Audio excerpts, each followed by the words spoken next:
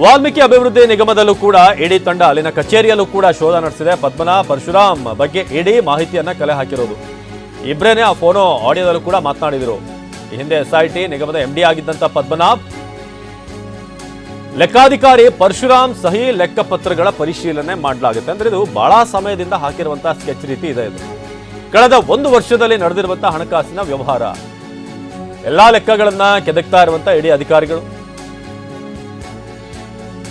ವಾಲ್ಮೀಕಿ ಅಭಿವೃದ್ಧಿ ನಿಗಮದಲ್ಲಿ ಇಡಿ ತಂಡ ಶೋಧವನ್ನ ನಡೆಸ್ತಾ ಇದೆ. ಪದ್ಮನಾಭ ಪರಶುರಾಮ್ ಬಗ್ಗೆ ಇಡಿ ಮಾಹಿತಿಯನ್ನ ಕಲೆ ಹಾಕ್ತಾ ಇದೆ. ಇವರ ಡಾಕ್ಯುಮೆಂಟ್ಗಳ ಬಗ್ಗೆ ಯಾವ್ದಾವುದಕ್ಕೆ ಸೈನ್ ಹಾಕಿದ್ದಾರೆ, ಹೇಗೆ ಅಂದ್ರೆ ಇವರಿಗೆ ಗೊತ್ತಿಲ್ಲದೆ ಇದೆಲ್ಲವೂ ಕೂಡ ಆಗೋಕ್ಕೆ ಸಾಧ್ಯ ಇಲ್ಲ ಅನ್ನೋದು ಬೇಸಿಕ್ ಆಗಿ ಬರುವಂತ ಅನುಮಾನ. ಇದೀಗ ನಮ್ಮ ಜೊತೆ ನಮ್ಮ ಪ್ರತಿನಿಧಿಗಳು ಜಾಯ್ನ್ ಆಗಿದ್ದಾರೆ.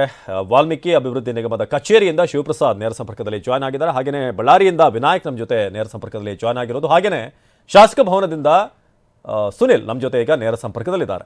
ಸೊ ಮೊದಲು ಶಿವಪ್ರಸಾದ್ ಬಳಿ ಹೋಗೋದಾದ್ರೆ, ಶಿವಪ್ರಸಾದ್ ಈಗ ಬೆಳಗ್ಗೆಯಿಂದ ವಾಲ್ಮೀಕಿ ಅಭಿವೃದ್ಧಿ ನಿಗಮದ ಈ ಆಫೀಸ್ನಲ್ಲಿ ಸರ್ಚಿಂಗ್ ಆಗ್ತಾ ಇದೆ. ಸೊ ಯಾವ ರೀತಿಯಾಗಿ ಸಾಗ್ತಾ ಇದೆ, ಎಷ್ಟು ಅಧಿಕಾರಿಗಳಲ್ಲಿ ಬಂದಿದ್ದಾರೆ, ಏನೇನಾಗ್ತಿದೆ ಅಂತ ಅಲ್ಲಿ ಅಪ್ಡೇಟ್ ಏನಿದೆ ಶಿವಪ್ರಸಾದ್? ಅವಿನಾಶ್, ಬೆಳಗ್ಗೆ 7 ಗಂಟೆಯಿಂದಲೂ ಕೂಡ ಕೇಂದ್ರ ಕಚೇರಿಯಲ್ಲಿ ಈಗಾಗಲೇ ಇಡಿ ಅಧಿಕಾರಿಗಳು ತಲಾಶನ ನಡೆಸಿರ್ತಕ್ಕಂಥದ್ದು. ವಸಂತ ನಗರದಲ್ಲಿರ್ತಕ್ಕಂಥ ಒಂದು ಕಟ್ಟಡದ 3ನೇ ಮಹಡಿಯಲ್ಲಿ ಮಹರ್ಷಿ ವಾಲ್ಮೀಕಿ ಅಭಿವೃದ್ಧಿ ನಿಗಮದ ಕಚೇರಿ ಇರತಕ್ಕಂಥದ್ದು. ಈ ಒಂದು ಕಚೇರಿಯಲ್ಲಿ 7 ಗಂಟೆಯಿಂದಲೂ ಕೂಡ ಸತತವಾಗಿ 6 ಗಂಟೆಗಳಿಂದ ಇಡಿ ಅಧಿಕಾರಿಗಳು ಬಿಡುಬಿಟ್ಟಿದ್ದಾರೆ. 5 ಇಡಿ ಅಧಿಕಾರಿಗಳ ತಂಡ ಈಗಾಗಲೇ ಪರಿಶೀಲನೆ ಕೂಡ ನಡೆಸಿರ್ತಕ್ಕಂಥದ್ದು. ಇಡೀ ಪ್ರಕರಣಕ್ಕೆ ಸಂಬಂಧಪಟ್ಟಂತೆ CID SIT ಅಧಿಕಾರಿಗಳು ಈ ಹಿಂದೆಯೇ ವಾಲ್ಮೀಕಿ ನಿಗಮದ ಮೇಲೆ ದಾಳಿಯನ್ನು ನಡೆಸಿದ್ರು. ಈ ವೇಳೆಯಲ್ಲಿ CCTV ಫುಟೇಜ್ ಸೇರಿದಂತೆ ಮಹತ್ವದ ಸಾಕ್ಷ್ಯಾಧಾರಗಳು ಸೇರಿದಂತೆ ಮಹತ್ವದ ದಾಖಲೆಗಳನ್ನು ಕೂಡ ಕಲೆ ಹಾಕಿದ್ರು. ಈಗಾಗಲೇ ಲೆಡ್ಜರ್ ಪುಸ್ತಕ ಸೇರಿದಂತೆ ಇತರೆ ಬ್ಯಾಂಕಿಂಗ್ ವ್ಯವಹಾರಕ್ಕೆ ಸಂಬಂಧಪಟ್ಟಂತೆ ಯಾವೆಲ್ಲ ಪುಸ್ತಕಗಳಿತ್ತು ಅವೆಲ್ಲವನ್ನೂ ಕೂಡ ಈಗಾಗಲೇ ವಶಕ್ಕೆ ಪಡೆದಿರ್ತಕ್ಕಂಥ SIT ಅಧಿಕಾರಿಗಳಿಂದ ಮಹತ್ವದ ಮಾಹಿತಿಗಳನ್ನು ಕೂಡ ಈಗಾಗಲೇ ಇಡಿ ಅಧಿಕಾರಿಗಳು ಕಲೆ ಹಾಕಿದ್ದಾರೆ. ಈ ಹಿನ್ನೆಲೆಯಲ್ಲಿ ಈಗ ಸದ್ಯ ಪ್ರಭಾರ MD ಆಗಿರ್ತಕ್ಕಂಥ ಡಾಕ್ಟರ್ KR ರಾಜ್ಕುಮಾರ್ ಏನಿದ್ದಾರೆ ಅವರಿಂದ ಮತ್ತು ಅವರ ಸಿಬ್ಬಂದಿಗಳಿಂದಲೂ ಕೂಡ ಹೇಳಿಕೆಗಳನ್ನು ದಾಖಲಿಸಿಕೊಳ್ಳುವಂಥ ಪ್ರಯತ್ನವನ್ನು ಈಗಾಗಲೇ ಇಡಿ ಅಧಿಕಾರಿಗಳು ಮುಂದುವರಿಸಿರ್ತಕ್ಕಂಥದ್ದು.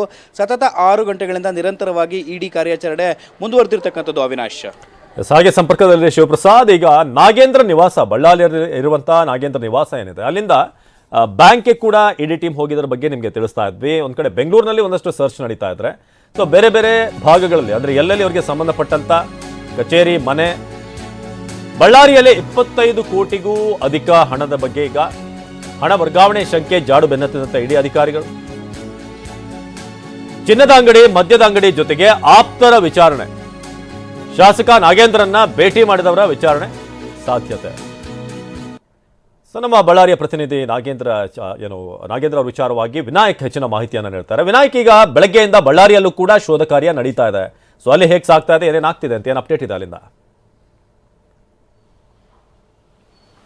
ಖಂಡಿತ ಅವಿನಾಶ್, ಬೆಳಗ್ಗೆ 6 ಗಂಟೆ ಸುಮಾರಿಗೆ ಇಲ್ಲಿ ಬಳ್ಳಾರಿಯ ನೆಹರು ಕಾಲೋನಿಯಲ್ಲಿರತಕ್ಕಂತಹ ಮಾಜಿ ಸಚಿವ ಬಿ ನಾಗೇಂದ್ರ ಅವರ ಮನೆಗೆ ತಲಾಶೆ ನಡೆಸಿರ್ತಕ್ಕಂಥ ಅಧಿಕಾರಿಗಳು ನಿರಂತರವಾಗಿ ತೀವ್ರ ರೀತಿಯಾಗಿರ್ತಕ್ಕಂಥ ಕಾರ್ಯಾಚರಣೆ ನಡೆಸ್ತಾ ಇದ್ದಾರೆ. ಅದರಲ್ಲೂ ಕೂಡ ಪ್ರಮುಖವಾಗಿ ಏನು ಮಹರ್ಷಿ ವಾಲ್ಮೀಕಿಯ ನಿಗಮದಲ್ಲಾಗಿರ್ತಕ್ಕಂಥ ಬ್ರಹ್ಮಾಂಡ ಭ್ರಷ್ಟಾಚಾರದಲ್ಲಿ ಸುಮಾರು 25 ಕೋಟಿಗೂ ಅಧಿಕ ಹಣ ಬಳ್ಳಾರಿಯ ಮೂಲದ ನಾಗೇಂದ್ರ ಆಪ್ತರಿಗೆ ಅಕೌಂಟ್ಗೆ ಬಂದಿತ್ತು ಎಂಬ ಮಾಹಿತಿಯನ್ನು ಬೆನ್ನಟ್ಟಿ ಈಗ ಇಡಿ ಅಧಿಕಾರಿಗಳು ತಲಾಶೆ ನಡೆಸಿರುವಂಥದ್ದು. ಅಂದರೆ ಈಗ ಅವರ ಮನೆ ಮುಂಭಾಗದಲ್ಲಿದ್ದೀವಿ, ತಾವು ದೃಷ್ಟಿಯಲ್ಲೂ ಕೂಡ ಗಮನಿಸಬಹುದು. ಅಂದರೆ ಈ ಮನೆಯಲ್ಲಿ ಸುಮಾರು ಬೆಳಗ್ಗೆ 6 ಗಂಟೆ ಸುಮಾರಿಗೆ ಬಂದಿರತಕ್ಕಂಥ ಇಡಿ ಅಧಿಕಾರಿಗಳು ನಿರಂತರವಾಗಿ ತಲಾಶೆ ನಡೆಸಿರ್ತಾರೆ. ಅದರಲ್ಲೂ ಕೂಡ ಆ ನಾಗೇಂದ್ರ ಆಪ್ತರನ್ನು ಕೂಡ ಅವ್ರಿಗೆ ಕರೆ ಮಾಡಿ ಮೂಲಕವಾಗಿ ಅವರನ್ನ ಕಚೇರಿಗೆ ಕರೆಸುವ ಮೂಲಕವಾಗಿ ತನಿಖೆಯನ್ನು ಮಾಡ್ತಾ ಇದ್ದಾರೆ. ಈಗ ಚೇತನ್ ಎನ್ನುವರನ್ನು ಕೂಡ ಈಗ ತನಿಖೆಯನ್ನು ಮಾಡ್ತಾ ಇರುವಂಥದ್ದು, ಅಂದರೆ ವಿಚಾರಣೆ ನಡೆಸ್ತಾ ಇರುವಂಥದ್ದು. ಅಂದರೆ ಪ್ರಮುಖವಾಗಿ ಯಾವ್ಯಾವ ದಾಖಲೆಗಳ ಮೂಲಕವಾಗಿ, ಅಂದರೆ ಅಕೌಂಟ್ಗಳ ಮೂಲಕವಾಗಿ ಬಂದಿರತಕ್ಕಂಥ ಹಣ ಮತ್ತು ಅಕೌಂಟ್ಗಳಲ್ಲಿ ಡ್ರಾ ಆಗಿರತಕ್ಕಂಥ ಬೈ ಹ್ಯಾಂಡ್ ಕ್ಯಾಶ್ ಯಾರ್ಯಾರ ಮೂಲಕವಾಗಿ ಎಲ್ಲೆಲ್ಲಿ ಹೋಯಿತು ಅನ್ನೋದನ್ನು ಕೂಡ ಪತ್ತೆ ಹಚ್ತಾ ಇದ್ದಾರೆ. ಅಂದರೆ ಪ್ರಮುಖವಾಗಿ ಈಗ ಅವರಿಗೆ ಸಿಕ್ಕಿರತಕ್ಕಂಥ ಮಹತ್ವ ದಾಖಲೆ ಏನಂತಂದರೆ CC ಕ್ಯಾಮ್ರಾಗಳಲ್ಲಿ, ಅಂದರೆ ಈ ನಾಗೇಂದ್ರ ರಾಜೀನಾಮೆ ಕೊಡೋಕ್ಕಿಂತ ಮುಂಚಿತವಾಗಿ ಯಾವ ರೀತಿಯಾಗಿರ್ತಕ್ಕಂಥ ಚಟುವಟಿಕೆ ನಡೆದವು, ಆ ಸಂದರ್ಭದಲ್ಲಿ ಯಾವ್ಯಾವರನ್ನ ನಾಗೇಂದ್ರ ಅವರು ಭೇಟಿ ಮಾಡಿದ್ರು, ಅವರನ್ನು ಯಾರು ಭೇಟಿ ಮಾಡಿದ್ರು ಅನ್ನೋ CCTV ಪೂಜೆ ಆಧಾರದ ಮೇಲಾಗಿ ಅಂಥವರನ್ನ ಸಂಶಯಾಸ್ಪದ ಇರತಕ್ಕಂಥ ವ್ಯಕ್ತಿಗಳನ್ನು ಕರೆಸುವ ಮೂಲಕವಾಗಿ ಈಗಾಗಲೇ ತನಿಖೆಯನ್ನು ನಡೆಸ್ತಿರ್ತಕ್ಕಂಥ ಅಧಿಕಾರಿಗಳು ಪ್ರಮುಖವಾಗಿ ಚೇತನ್ ಅವರ ಆಪ್ತ ಸಹಾಯಕ ಬಳ್ಳಾರಿ ಮೂಲದ ಚೇತನ್ ಅವರನ್ನು ಕರೆಸುವ ಮೂಲಕವಾಗಿ ತನಿಖೆಯನ್ನು ಮಾಡ್ತಾ ಇದ್ದಾರೆ. ಅಂದರೆ ಪ್ರಮುಖವಾಗಿ ಅವರ ಮೂಲಕವಾಗಿ ಮಾಹಿತಿಯನ್ನು ಪಡ್ಕೊಳ್ತಾ ಇದ್ದಾರೆ. ಈಗಾಗಲೇ ಸಾಕಷ್ಟು ಮಾಹಿತಿ ಸಿಕ್ಕಿರೋ ಪ್ರಕಾರವಾಗಿ ಮದ್ಯದ ಅಂಗಡಿ ಮತ್ತು ಚಿನ್ನದ ಅಂಗಡಿಗಳಿಗೆ ಏನು ಹೈದರಾಬಾದ್ ಮೂಲದ ಖಾಸಗಿ ಕಂಪ್ನಿಯ ಅಕೌಂಟ್ನಿಂದಾಗಿ ಇಲ್ಲಿ ಬಳ್ಳಾರಿಗೆ ಬಂದಿತ್ತು ಎಂಬ ಮಾಹಿತಿ ಕೂಡ ಇದೆ. ಹೀಗಾಗಿ ಅದು ಯಾರ ಅಕೌಂಟಿಗೆ ಮತ್ತು ಯಾವ ಬ್ಯಾಂಕಿಗೆ ಬಂದಿತ್ತು ಅನ್ನೋದು ಕೂಡ ಜಾಡನ್ನು ಇಟ್ಕೊಳ್ತಾ ಇದ್ದಾರೆ.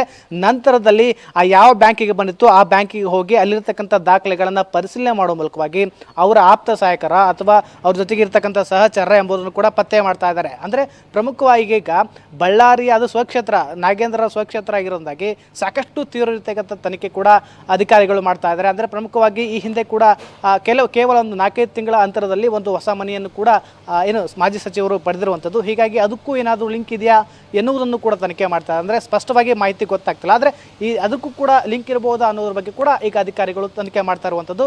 ಒಟ್ಟಿನಲ್ಲಿ ಈಗ ಬಳ್ಳಾರಿಯಲ್ಲಿ ನಿರಂತರವಾಗಿ ತನಿಖೆ ನಡೆಸ್ತಕ್ಕಂಥ ಅಧಿಕಾರಿಗಳು ಸುಮಾರು 8 ಗಂಟೆಯಿಂದ ನಿರಂತರವಾಗಿ ತಲಾಶೆ ನಡೆಸ್ತಾ ಇದ್ದಾರೆ. ಮಹತ್ವದ ದಾಖಲೆಗಳನ್ನು ಕಲೆ ಹಾಕ್ತಾ ಇದ್ದಾರೆ. ಏನಾದರೂ ಈ ಪ್ರಕರಣಕ್ಕೆ ನಾಗೇಂದ್ರ ಮುಳ ಆಗುತ್ತಾ ಅನ್ನೋದನ್ನು ಕೂಡ ಸ್ಪಷ್ಟವಾಗಿ ಈಗಾಗಲೇ ಅಧಿಕಾರಿಗಳು ತಲಾಶೆ ನಡೆಸಿರುವಂಥದ್ದು. ಮತ್ತು ಒಂದು ಬೆಳವಣಿಗೆ ಮೂಲಕವಾಗಿ ಅವರ ಆಪ್ತ ಸಹಾಯಕರಿಗೆ ವಿಚಾರಣೆಗೆ ನೋಟಿಸ್ ಕೂಡ ಇಡಿ ಕೊಟ್ಟಿದೆ ಅನ್ನೋ ಕೂಡ ಮಾಹಿತಿ ಇದೆ. ಈಗ ಬೆಂಗಳೂರಲ್ಲಿ ಈಗಾಗಲೇ ಒಬ್ಬರ ಆಪ್ತ ಸಹಾಯಕರನ್ನ ವಶಕ್ಕೆ ಬಿಡಿರ್ತಕ್ಕಂಥ ಇಡಿ ಅಧಿಕಾರಿಗಳು ಬಳ್ಳಾರಿಯಲ್ಲಿ ಸುಮಾರು 4 ಆಪ್ತ ಸಹಾಯಕರು ಅಂದರೆ ಮಾಜಿ ಸಚಿವ ನಾಗೇಂದ್ರ ಆಪ್ತ ಸಹಾಯಕರಿಗೆ ಕೂಡ ನೋಟಿಸ್ ನೀಡುವ ಮೂಲಕವಾಗಿ ವಿಚಾರಣೆ ಕಡಿಯುವ ಸಾಧ್ಯತೆ ಇದೆ. ಹೀಗಾಗಿ ಬಳ್ಳಾರಿ ಇರತಕ್ಕಂಥ ಅವರ ಆಪ್ತ ಸಹಾಯಕರಿಗೆ ಈಗಾಗಲೇ ಆತಂಕ ಶುರುವಾಗಿರುವಂಥದ್ದು. ಏನಂತಂದ್ರೆ ಈ ಪ್ರಕರಣದಲ್ಲಿ ಅವರು ಕೂಡ ತಳಕು ಆಗುವ ಸಾಧ್ಯತೆ ಇದೆ. ಮತ್ತು ಕೊನೆಯದಾಗಿ ಇದರಲ್ಲಿ ಯಾರ್ಯಾರು ಬಲಿ ಆಗ್ತಾರೆ ಅನ್ನೋದನ್ನು ಕೂಡ ಕಾದು ನೋಡಬೇಕಾಗುತ್ತೆ. ಅವಿನಾಶ್, ವಿನಾಯಕ್, ಹಾಗೆ ಸಂಪರ್ಕದಲ್ಲಿ ಈಗ ಶಾಸಕರ ಭವನದಲ್ಲಿ ಏನಾಗ್ತಿದೆ ಅದರ ಬಗ್ಗೆ ಅಪ್ಡೇಟ್ ಅನ್ನು ನೀಡ್ತಾ ಹೋಗ್ತೀವಿ.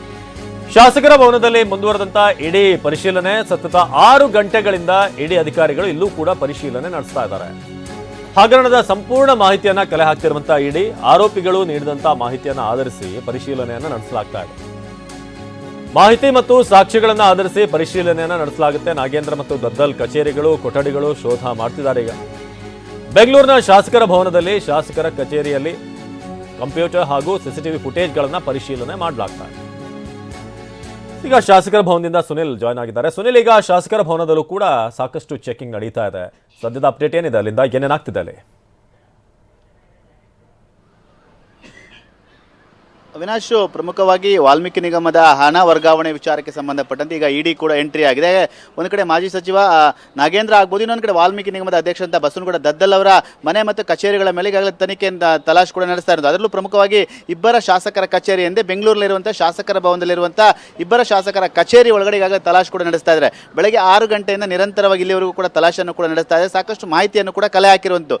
ಈ ಒಂದು ಪ್ರಕರಣಕ್ಕೆ ಸಂಬಂಧಪಟ್ಟಂತೆ ಸಿಕ್ಕಿರೋ ದಾಖಲೆಗಳಾಗ್ಬೋದು ಮತ್ತು ಆರೋಪಿಗಳು ನೀಡಿರುವಂಥ ಹೇಳಿಕೆಗಳನ್ನು ಆಧರಿಸಿ ಒಂದಷ್ಟು ಮಾಹಿತಿಯನ್ನು ಕೂಡ ಕಲೆ ಹಾಕ್ತಾ ಇದ್ದಾರೆ.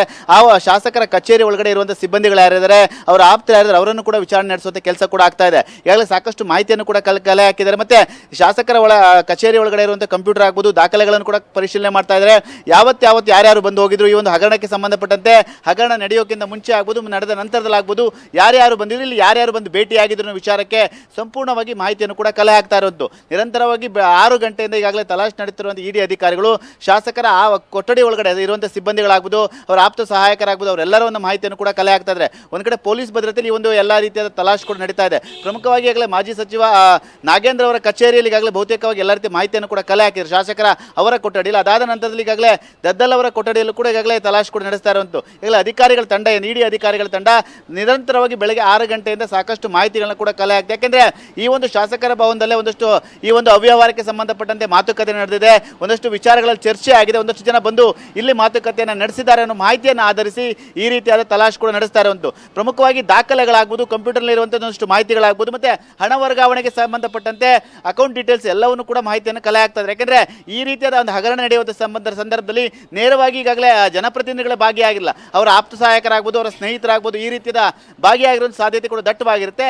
ಹಾಗಾಗಿ ಶಾಸಕರ ಕಚೇರಿಯಲ್ಲಿ ಕೆಲಸ ಮಾಡುವಂಥ ಸಿಬ್ಬಂದಿಗಳಾಗ್ಬೋದು, ಅವರ ಆಪ್ತ ವಲಯದಲ್ಲಿರುವಂಥ ಸಿಬ್ಬಂದಿಗಳು ಯಾರಿದ್ದಾರೆ, ಅವರ ಅಕೌಂಟ್ ಡೀಟೇಲ್ಸ್ ಆಗ್ಬೋದು, ಅವರಿಗೆ ಸಂಬಂಧಪಟ್ಟಂತ ಬ್ಯಾಂಕ್ನ ಮಾಹಿತಿಗಳು ಅವೆಲ್ಲವನ್ನು ಕೂಡ ಈಗಾಗಲೇ ಕಲೆ ಹಾಕ್ತಾ ಇರುವಂಥದ್ದು. ನಾನು ಆಗ್ಲೇ ಹೇಳ್ದಂಗೆ ನಿರಂತರ 6 ಗಂಟೆಯಿಂದಲೂ ಕೂಡ ಇಬ್ಬರು ಶಾಸಕರ ಕಚೇರಿ ಒಳಗಡೆ ಅಂದ್ರೆ ಶಾಸಕರ ಭವನದಲ್ಲಿರುವಂತಹ ಅವರ ಕೊಠಡಿ ಏನಿದೆ ಆ ಒಂದು ಕೊಠಡಿಯಲ್ಲಿ ತಲಾಶ್ ಕೂಡ ನಡೆಸ್ತಾ ಇರುವಂಥದ್ದು. ಅವಿನಾಶ್, ಧನ್ಯವಾದ ಸುನಿಲ್. ವಿನಾಯಕ್ ಹಾಗೇನೆ ಶಿವಪ್ರಸಾದ್ ಮೋರಿಗೂ ಕೂಡ